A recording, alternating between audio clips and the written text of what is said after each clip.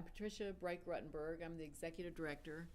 Well, the Blount Mansion was built here in 1792 by William Blount, and William Blount was a signer of the U.S. Constitution.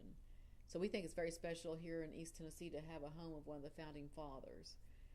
And he was a delegate to the U.S. Constitution from North Carolina. And if you look at the Constitution, you can see his name in very bold signature as a delegate. And after Washington became president, George Washington appointed him to be the governor of the Southwest Territory.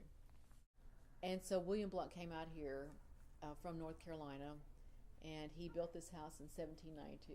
He brought his family, he brought his slaves, and so they established that house. And Knoxville was already a town, and they had laid out the town in lots, and he bought some lots.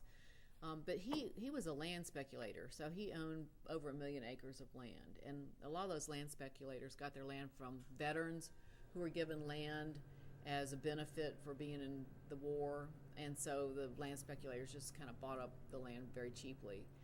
And so Blount was one of those land speculators. So he moved over here. He was also the superintendent of Indian Affairs, and he was appointed by Washington to be superintendent of Indian Affairs, and he signed the Treaty of the Holston here very close to where his house is. So they had several children, and they lived over here in the mansion, and one of Blount's major jobs was to help Tennessee become a state.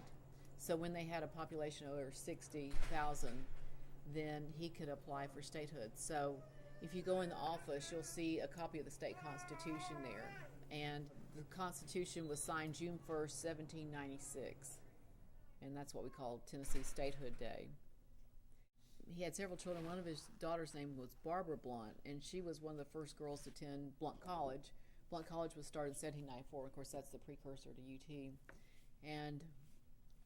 And so William Carrick, who was the Presbyterian minister over here at First Pres, was the Blount kids' tutor, but he was also the first president of Blount College. And you know, a presidential complex, there's Humes Hall, Reese Hall, Carrick Hall. Well, that Carrick Hall is named after Samuel Carrick, who was the Blount children's tutor and the first president of UT. And the house itself served as a place where the Blounts would entertain dignitaries. They entertained a future governor of Tennessee, John Sevier, who was the first governor from Tennessee. They entertained the future president of the United States, Andrew Jackson, and also future King of France, Louis Philippe.